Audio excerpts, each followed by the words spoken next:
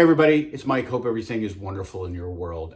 Spent some time last week at Citizens Bank Park going to a Phillies game, and during the game they had something on Fanavision on the big screen that they do at most games, and it was the Kiss Cam.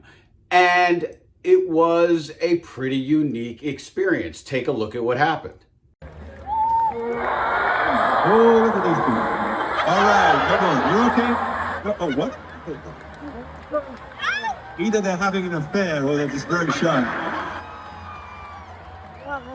And as I sat there watching the Kiss Cam and watching the Fanatic, I wondered to myself, what if this happened in another kind of public venue? What if, for example, there was a band that had a concert in a city? I don't know, let's call it Boston for no apparent reason.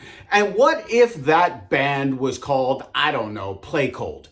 And what if during that concert, two people who didn't want to be caught on the Kiss Cam actually were caught on the Kiss Cam? And I know what you're thinking, there's no way anything like that would ever happen. And of course, over the course of the last week to 10 days or so, we have heard an awful lot of conversation about workplace dating. And before we start modifying policies and before we start changing protocols inside of our organizations, can we please take a beat and take a breath?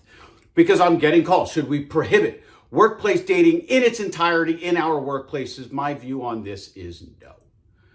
For a couple of reasons. One, you're not going to enforce that policy. And the only thing worse than not having a policy is having a policy you don't enforce. Because what it does is it calls into question not only the validity of that policy, but of all your policies. Second, and kind of more practically, workplace dating is not that uncommon. And we're all romantics to a certain degree, aren't we? And we all appreciate that sometimes you fall in love with people you work with. And are there risks associated with workplace dating? Of course there are. We're going to talk about those in a moment.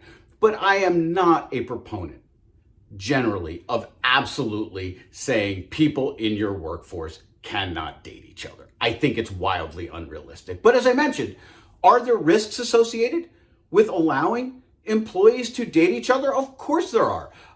First of all, a lot of times when somebody is asked out on a date, the employee who is being asked out on the date is not comfortable saying no and doesn't want to hurt the other person's feelings. So rather than strictly saying no, what the employee will say in response to the request for a date is, I'm having dinner with friends. I'm cleaning my andirons, and I don't actually have a fireplace. I'm competing in the Iditarod. I come up with any excuse I can think of in that moment to say to that person, I don't want to go with you. That's what the message is, of course, right? It's not, I'm desperately dying to go out on a date with you. It's, I don't want to go, but I'm trying to let you down a little bit easy. And what sometimes people who ask the person out on the date think is, I didn't know they were an athlete. Maybe they are actually competing in the Iditarod. So the following Friday, same question. And the Friday after that, same question. And we get the responses. I'm sorry, I'm starring in a revival on Broadway of Jersey Boys. I'm sorry, I have an early racquetball game. And the requests for dates go on and on. And the question that comes up is, well, isn't that harassment? Isn't that sexual harassment under Title VII of the Civil Rights Act of 1964? My answer to which is, I don't know. Is that severe and pervasive conduct that would cause a reasonable person in that position, both objectively and subjectively, for it to feel hostile? I'm not sure.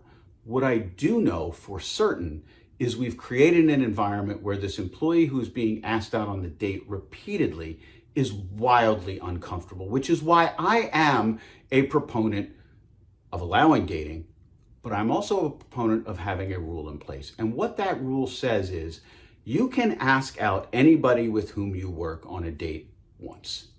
You get anything but an absolute unqualified yes. You cannot ask again.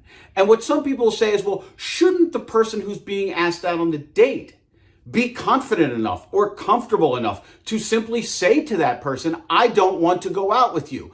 I'm not sure that's realistic. there are plenty of people who are not comfortable engaging in that conversation. There are plenty of people who don't have the confidence or don't want to be confrontational and tell the person no.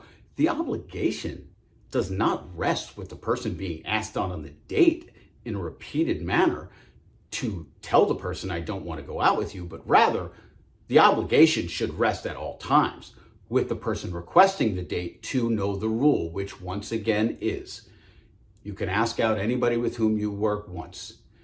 Anything but an absolute unqualified yes, you simply cannot ask again. Now, what we saw with that situation in Boston at the concert was presumably a relationship between manager and non-manager.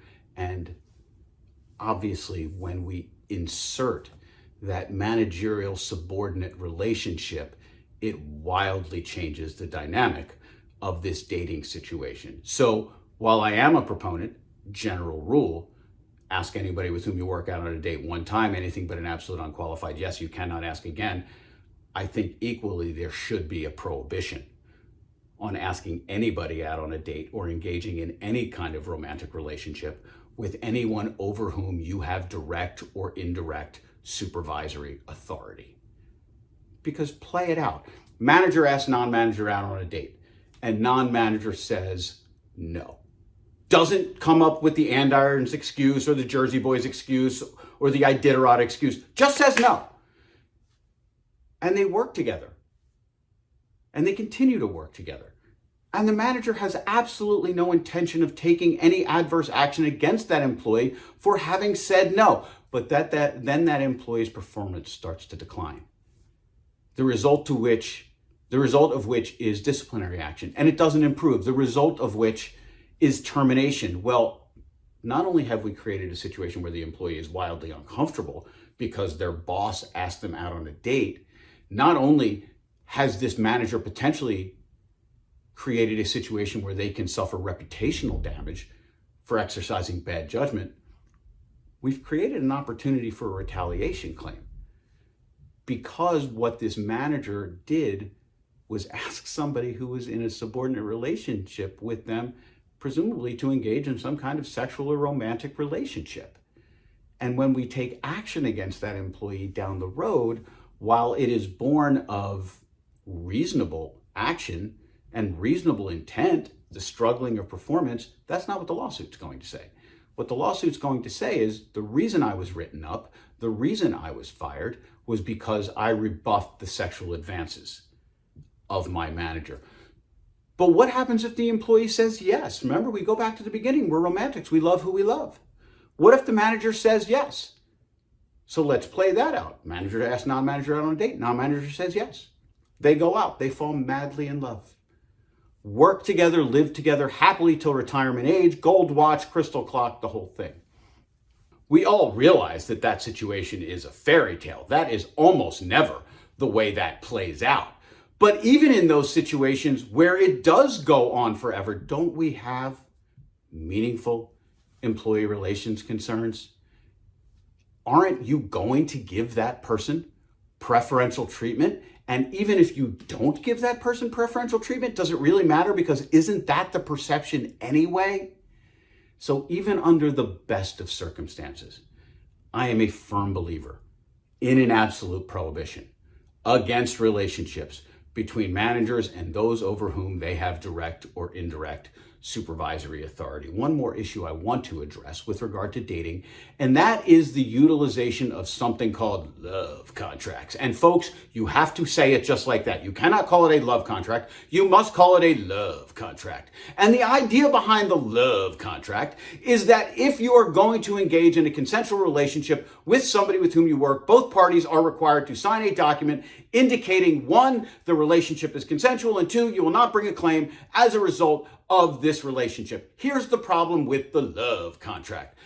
First, issues typically do not result from the inception of the relationship. Where issues typically come from is when the relationship ends.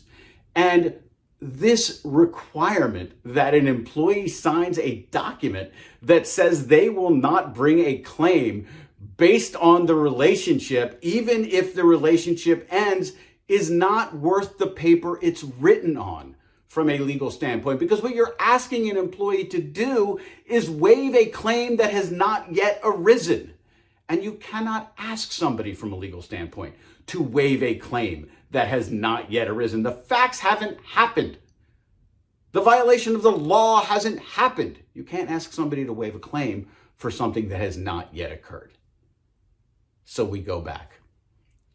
Policy. You can ask somebody out on a date once, anything but an absolute unqualified yes. You cannot ask again.